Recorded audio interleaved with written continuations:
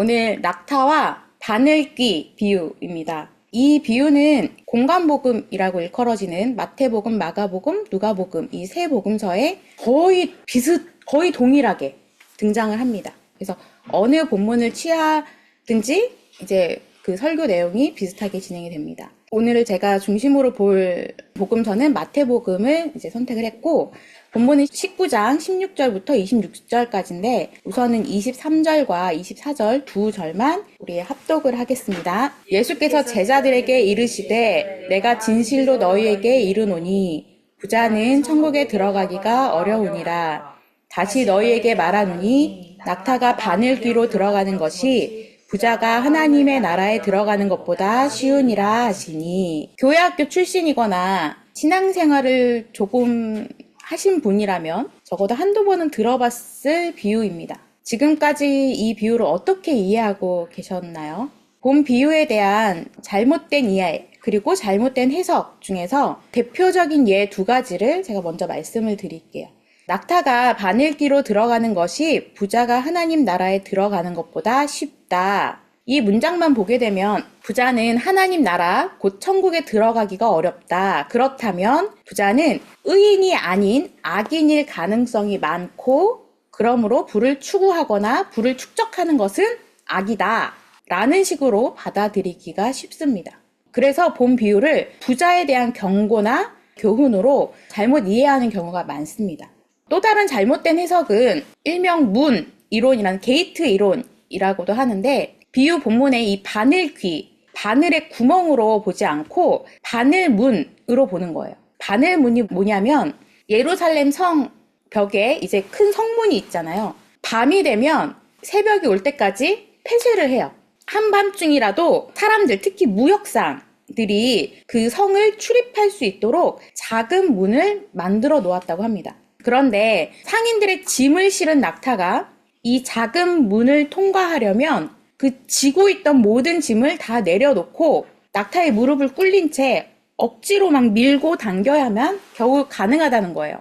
바늘길을 예루살렘 성의 작은 문을 상징하는 것으로 이렇게 보는 해석은 부자가 천국에 들어가기 위해서는 자신의 짐, 곧 재물에 대한 집착과 의존을 내려놓고 무릎을 꿇듯이 겸손해져야만 가능하다라는 의미를 담고 있습니다. 어떤가요? 꽤 설득력이 있어 보이십니까?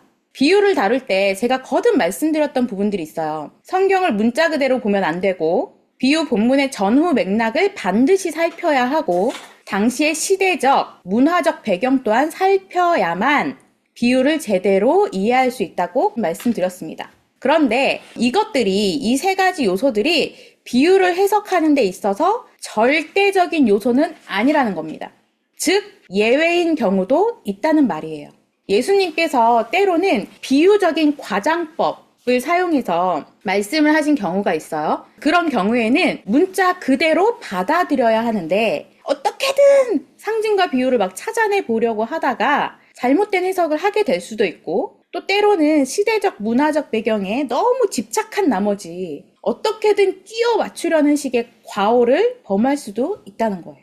이런 경우 비유를 통해 예수님께서 전하고자 하신 말씀을 왜곡하거나 잘못 이해하게 됩니다. 그 대표적인 예가 바로 오늘 다루는 비유예요.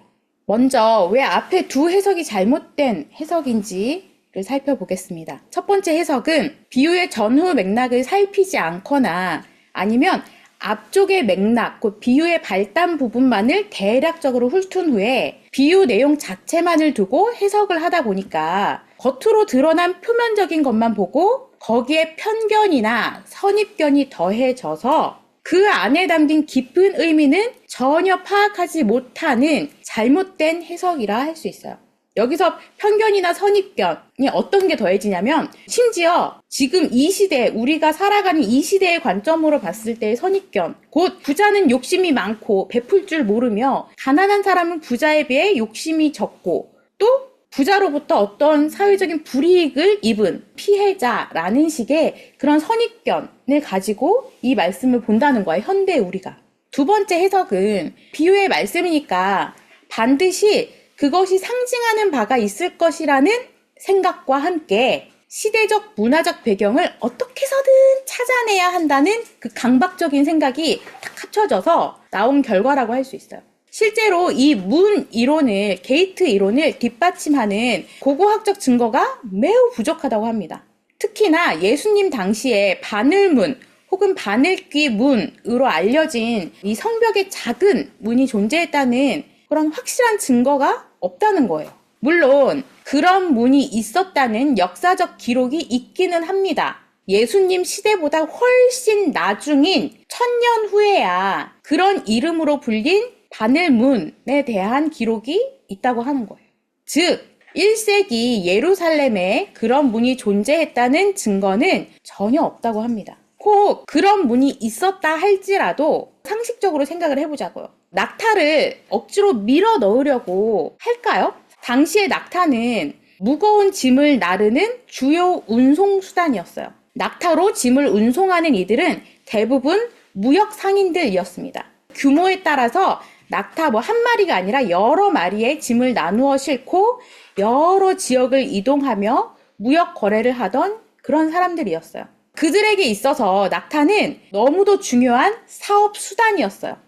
그리고 낙타에 실은 짐 또한 대부분 거래용의 상품으로서 함부로 다루면 안 되는 것들이었습니다. 때문에 밤이 지나기를 그 성문 밖에서 기다렸다가 새벽녘에 큰 성문이 열리면 그때 성 안으로 들어가는 것이 가장 합리적인 판단이었을 것입니다.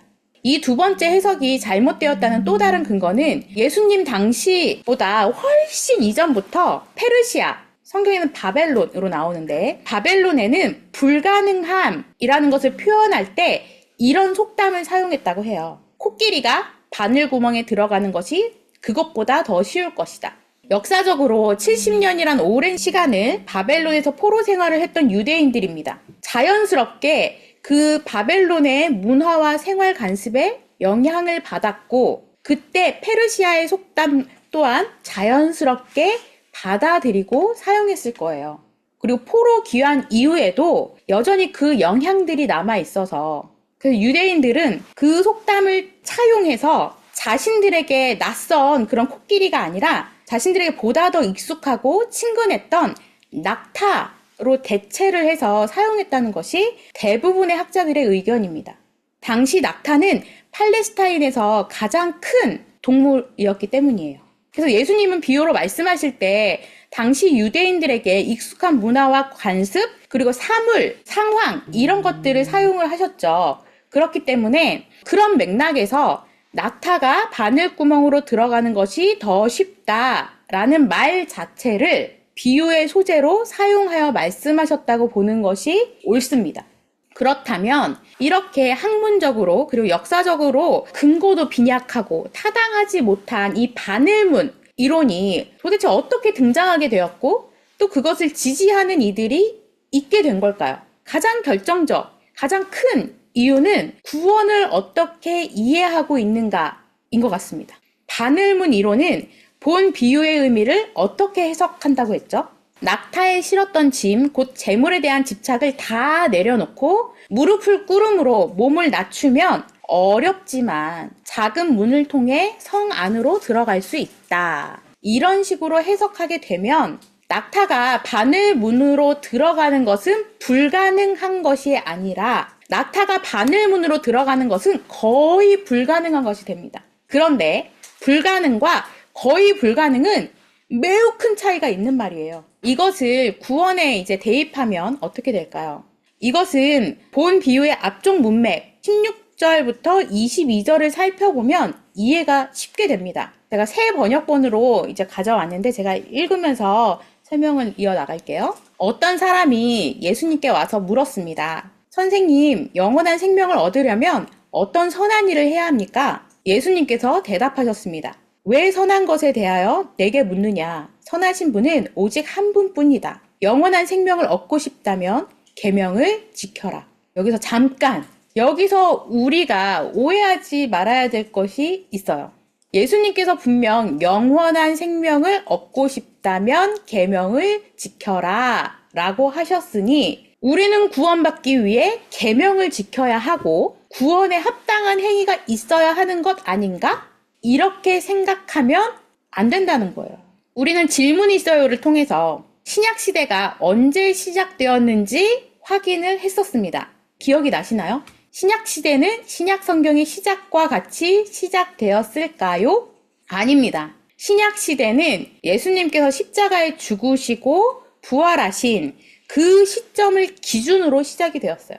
그러니 예수님께서 공생의 기간에 전하신 말씀은 신약 시대, 곧 은혜의 시대가 아닌 구약 시대, 곧 율법의 시대였음을 꼭 기억해야 합니다. 그래서 예수님은 율법의 영향력 아래에 살고 있는 이들이 율법으로 그리고 계명으로 질문을 해올 때 그들에게 율법으로 또 계명으로 답해 주시란 걸 놓쳐버리면 안 돼요. 그것을 놓치면 예수님도 율법과 계명을 지켜야 한다고 하셨네? 라고 오해하게 된다는 거예요. 그러니까 오늘 본문도 이러한 사실을 감안하고 주의를 기울여서 살펴봐야 합니다. 다시 본문으로 다시 되돌아갈게요. 예수님께서 영원한 생명을 얻기 원한다면 계명을 지키라고 말씀하시자 그 사람이 물었습니다. 어떤 계명을 지켜야 합니까? 예수님께서 대답하셨습니다. 살인하지 말라, 간음하지 마라, 도둑질하지 마라, 거짓 증언하지 마라, 네 부모를 공경하라, 네 이웃을 네 자신처럼 사랑하여라. 그 청년이 말했습니다. 이 모든 것을 지금까지 다 지켜왔습니다. 그 밖에 제게 부족한 것이 무엇입니까? 예수님께서 대답하셨습니다. 만일 네가 완전해지길 원한다면 가서 네가 가진 것을 다 팔아 가난한 사람에게 나누어 주어라. 그러면 하늘에서 보물을 얻게 될 것이다. 그런 후에 와서 나를 따르라.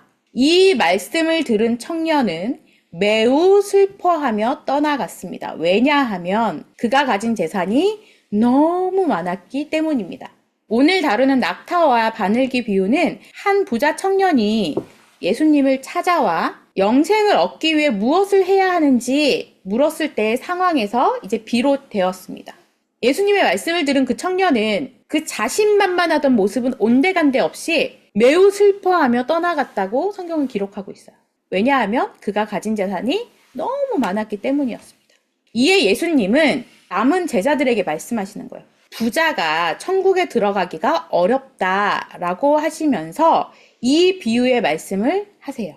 이 비유의 배경이 어떤 상황에서 일어나게 되었는지를 여기까지 딱 덧붙여서 다시 그 앞에서 우리가 봤던 그 문 이론의 입장에서 구원의 의미를 해석하면 이제 어떻게 되죠? 모든 계명을 지켰으나 재물을 가장 중요시하고 재물에 집착함으로 결국 예수님을 따를 수 없었던 부자 청년. 그러나 낙타가 지고 있던 모든 짐을 내려놓고 무릎을 꿇어 낮은 자세를 취하면 물론 어렵긴 하겠지만 작은 문인 바늘문 안으로 들어갈 수 있는 것처럼 부자 청년이 재물에 대한 의존성과 그 집착을 내려놓고 하나님 앞에 겸손히 무릎을 꿇으면 물론 어렵긴 하겠지만 구원을 얻을 수 있을 것이다 라고 해석이 되는 거예요. 이거 어디서 들어본 적 있는 말 아닌가요? 율법주의자들 그리고 알미니안주의자들이 말하는 구원에 대한 개념과 같습니다. 그러나 예수님께서는 이 비유를 통해 그렇게 말씀하고 있지 않아요. 제가 이렇게 자신 있게 말할 수 있는 것은 비유를 말씀하신 후에 제자들의 질문과 그에 대한 예수님의 답변에서 예수님이 직접 분명하게 밝히고 계시기 때문이에요. 19장 25절 26절 제자들이 듣고 몹시 놀라 이르되 그렇다면 누가 구원을 얻을 수 있으리이까? 예수께서 그들을 보시며 이르시되 사람으로는 할 수 없으나 하나님으로서는 다 하실 수 있느니라. 예수님의 이 마지막 답변에 본 비유의 핵심과 결론이 다 담겨 있어요. 이 부분은 잠시 후에 다시 설명을 해드리고 이제 본 비유를 개혁주의 신학의 입장과 또 다른 신학의 입장에서 보는 그 해석들을 비교하여 살펴봄으로써 본 비유를 통해 예수님께서 전하고자 하신 바가 무엇인지 찾아가 보도록 하겠습니다. 첫 번째로는 바늘귀의 의미에 대한 해석의 차이예요. 우선 개혁주의는 오직 성경과 하나님의 뜻, 하나님의 주권을 신학의 중심에 둡니다. 따라서 성경의 가르침에 철저하게 근거하여 인간 중심적 또는 인간의 경험적 해석이나 혼합주의적 접근을 경계합니다.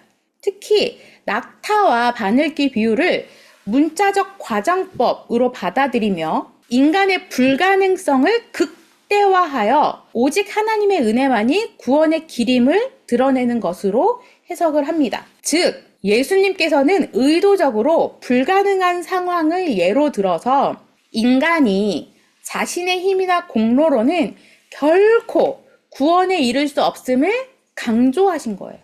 반면 앞서도 살펴봤듯이 일부 다른 신학적 입장에서는 바늘귀를 예루살렘의 작은 문으로 해석하거나 또 이런 사람도 있어요. 낙타의 원어가 카멜로스라는 헬라어인데 이 카멜로스를 밧줄로 읽어서 구원의 어려움을 강조하기도 한다고 해요.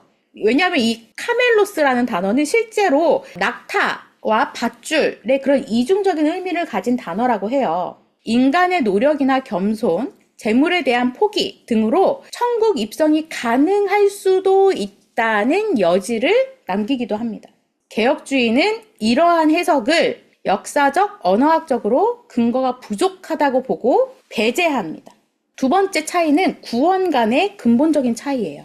개혁주의에서의 구원은 오직 하나님의 주권적 은혜로만 가능하다고 봅니다. 인간의 조건, 부나 선행이나 겸손, 이런 조건이나 노력은 구원의 근거가 될 수가 없으며 부자든 가난한 자든 자기 힘으로는 천국에 들어갈 수 없다는 점을 매우 분명하게 강조합니다. 그래서 예수님께서 비유의 결론으로 사람으로는 할 수 없으나 하나님으로서는 다 하실 수 있다라고 하신 선언은 바로 개혁주의에서 바라보는 구원의 핵심이에요. 이에 반해 알미니안주의 같은 다른 신학에서는 부의 나눔과 실천, 겸손, 선행 등을 통해서 천국 입성이 가능하다고 강조합니다. 즉, 인간의 협력이나 변화, 자기 포기 이런 것들이 구원의 일정 부분 기여할 수 있다는 여지를 남겨두는 거예요. 세 번째, 인간의 역할에 대한 차이. 개혁주의는 인간의 무능과 하나님의 절대 주권을 강조합니다. 이 비유는 인간의 전적 무능 그리고 하나님의 절대 주권을 선명하게 드러내고 있습니다. 따라서 예수님께서 바늘귀, 곧 바늘 구멍에 낙타가 들어가는 것이라는 상식적으로는 도무지 이해할 수 없는 그런 극단적인 과장법을 사용하여 말씀하셨던 것은 그것이 절대 일어날 수 없는 완전 불가능한 일임을 명확하게 밝히신 후에 그 완전 불가능한 일을 이루시는 하나님의 절대 주권과 하나님의 절대적인 능력을 극명하게 드러내시기 위한 장치로 보는 거예요. 또한 개혁주의는 언약신학에 근거하여 구원은 하나님이 창세 전에 이미 예정하고 작정하신 언약의 성취임을 강조합니다. 따라서 인간의 역할은 오직 하나님의 은혜에 반응하는 것일 뿐 구원의 주체는 철저히 하나님이심을 강조합니다. 정리하면 개혁주의 신학에서는 부자는 물론 그 누구라 할지라도 자신의 의나 자격으로 천국에 들어갈 수가 없으며 오직 하나님의 은혜로만 구원이 주어진다는 점에서 인간의 모든 자랑, 인간의 모든 공로를 배제합니다. 이와 달리 알미니안주의 그리고 카톨릭 등에서는 자기 변화, 나눔, 겸손의 실천 이런 인간의 가능성을 강조하며 구원에 대한 인간의 기여 가능성을 더 크게 본다는 거예요. 한마디로 완전 불가능이 아니라 거의 불가능이라고 보는 것이죠. 마지막 차이점은 결론에 대한 차이예요. 개혁주의 신학은 이 비유를 통해 인간의 구원의 불가능성과 하나님의 절대적 은혜를 극명하게 강조하면서 인간의 노력이나 조건이 아닌 오직 하나님의 주권적 은혜만이 구원의 기름을 분명하게 합니다. 이는 인간의 협력이나 도덕적 실천을 구원에 부분적으로 포함시키려는 다른 신학적 관점과 본질적으로 차별화가 되는 부분이에요. 이제 비유 본문의 뒤쪽 맥락, 비유의 결론 부분을 보도록 할게요. 25절과 26절인데 예수님께서 전하신 비유를 듣고 난 이후에 제자들의 반응이 나와요. 제자들이 몹시 놀라며 예수님께 질문합니다. 아니 그러면 누가 구원을 받을 수 있습니까? 제자들은 왜 이런 질문을 했을까요?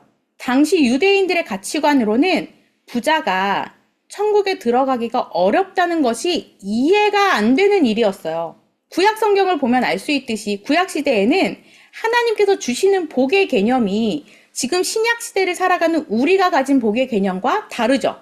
우리는 성경에서 말하는 복은 물질적인, 세상적인, 눈에 보이는 풍요로움이 아니라는 것을 이미 알아요. 성경에서 말하는 복이 뭐였죠? 예수 그리스도입니다. 그런데 구약시대의 유대인들에게 있어서 복을 대표하는 것은 물질적인 풍요로움이었어요. 그래서 구약 성경에서 하나님의 사람들에게 하나님께서 복을 주셨다는 것을 표현하실 때 재물과 가축과 양식의 풍요로움이 자주 사용되었던 거예요. 이러한 복의 개념을 가지고 있었던 당시 유대인들과 심지어 예수님의 제자들까지도 부자가 천국에 가기 어렵다는 예수님의 이 말씀은 충격 그 자체였던 겁니다. 충격에 빠진 제자들에게 예수님께서 더욱 놀라운 말씀을 해주십니다. 사람은 할 수 없지만 하나님께서는 모든 것을 하실 수 있다. 아멘. 이게 바로 복음입니다. 여기에 더 무슨 말이 필요할까요? 예수님께서는 지금 부자에 대한 경고나 교훈이 아니라 구원에 대한 이야기를 하고 계신 것이고 복음에 대한 말씀을 하고 계신 거예요. 이제 말씀을 맺겠습니다. 이 비유를 통해 인간의 전적 타락, 전적 무능력, 하나님의 절대 주권, 하나님의 주권적 은혜 이런 것들에 대해 들어본 적이 단언컨대 한 번도 없었습니다. 그래서 본 비유를 그냥 성경에 나온 가벼운 이야기나 예시 정도로만 이해하고 그냥 넘어가 버렸던 비유 중 하나예요. 아니면 어린 시절 봤던 영화 애들이 줄었어요 라는 영화 혹시 아시나요? 여기서 이제 연배가 확 갈립니다. 1990년 개봉했던 영화였어요. 우연한 실수로 아버지의 발명품에 의해서 그 자녀들이 8mm로 줄어든 아이들을 다룬 영화예요. 그 영화에서 나온 것처럼 그 큰 낙타가 바늘구멍으로 들어가는 것은 인간의 이성과 지혜로는 불가능한 일이지만 그 영화에서 나온 것처럼 하나님의 아들이신 예수 그리스도께서 기적을 베푸시면 아니 죽은 저도 다시 살리시는데 낙타를 순식간에 나노머신 사이즈로 축 줄여서 통과시킨 후에 다시 원 사이즈로 복구하시는 그 정도야 충분히 하실 수 있지 않을까? 예수님은 이런 놀라운 기적을 행할 수 있다고 어필하고 계신 게 아니에요. 하나님이 이루시는 구원의 이야기를 하고 계신 겁니다. 바로 나주늘달이 최고 핵심 요원 캠프의 주제는 교리의 중요성이었습니다. 캠프에서 6학년 어린이 2명과 중고청 자녀들이 교리의 중요성에 대해서 그리고 외민서를 왜 공부해야 하고 그것이 왜 중요한지에 대해서 배우고 나누는 시간을 가졌습니다. 오늘 함께 이 복음의 식탁을 나누는 부모이신 여러분께도 또 자녀분들 그대들은 복된 자들입니다. 그 시절부터 이런 교리와 신학을 배울 수 있다는 건 정말 복 중의 복인 것 같습니다.